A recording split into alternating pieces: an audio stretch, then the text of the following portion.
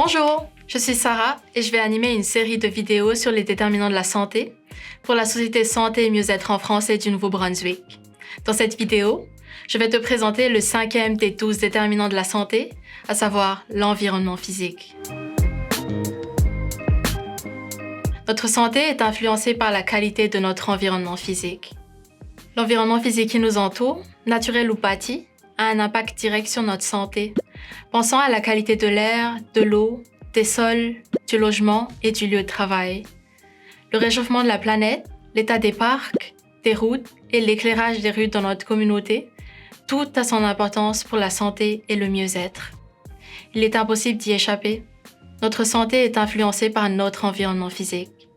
Je parle ici de la qualité de tout ce qui nous entoure, comme l'air, l'eau potable, le réchauffement climatique, le logement, le lieu de travail et même l'état des routes et l'éclairage des rues. C'est un point important à considérer quand on prend des décisions sur notre vie. Par exemple, si tu cherches un nouveau logement ou une maison, réfléchis à la santé de la région.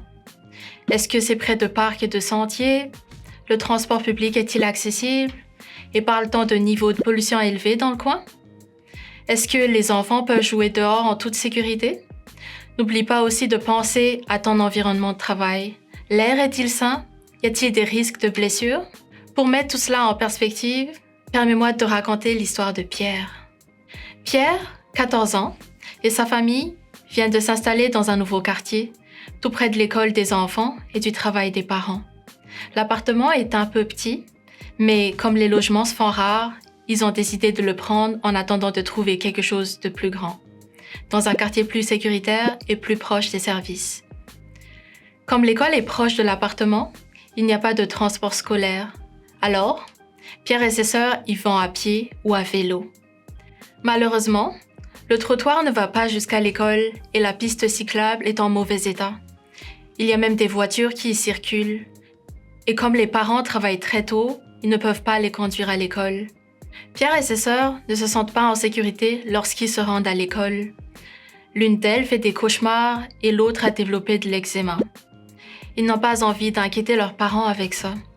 Un matin, l'agent de développement scolaire et communautaire de leur école les remarque. Comme il sait qu'ils sont nouvellement arrivés dans leur quartier, il appelle Pierre dans son bureau pour prendre de ses nouvelles. En discutant, il réalise que la famille ne connaît pas bien le quartier ni les gens. Il informe Pierre sur une initiative de transport actif vers l'école. Rapidement, Pierre et ses sœurs rejoignent un groupe d'élèves qui passent par leur quartier pour se rendre à l'école. En marchant ou en faisant du vélo ensemble et avec des adultes, ils se sentent un peu plus en sécurité. Mais ils remarquent que des voitures les frôlent. Les élèves décident d'en parler à l'agent de développement. L'agent leur suggère de présenter le sujet lors d'une réunion du conseil municipal. Ensemble, ils élaborent une présentation qui expose la situation actuelle et propose des solutions. Amélioration de la signalisation, réduction de la vitesse, réparation des pistes cyclables et des trottoirs, entre autres. Cette présentation est diffusée sur les réseaux sociaux ainsi que sur la télévision communautaire, où elle suscite de nombreuses réactions positives. Finalement, le conseil municipal décide de mettre en œuvre les solutions. Les groupes communautaires et les entreprises s'unissent pour réparer la piste et les trottoirs. Les élèves peuvent enfin se déplacer en toute sécurité. Les cauchemars et l'eczéma des sœurs de Pierre disparaissent. La direction de l'école applaudit l'initiative des élèves. Ensemble, ils ont vraiment contribué à rendre les déplacements des élèves vers l'école plus sécuritaires. Le transport actif devient un vrai succès. L'histoire de Pierre et de ses sœurs illustre l'impact de l'environnement physique sur la sécurité et la santé. Imagine ce qui serait arrivé si les changements n'avaient pas eu lieu. Prendre le temps de regarder l'ensemble des facteurs qui influencent la santé d'une personne permet de repérer la source ou la cause des difficultés qu'elle vit. Il devient plus facile de lui apporter l'aide nécessaire pour atteindre une meilleure santé. Face à une situation comme celle de Pierre et de ses sœurs, qu'aurais-tu fait pour leur apporter ton soutien? Quelles autres ressources pourraient leur être suggérées?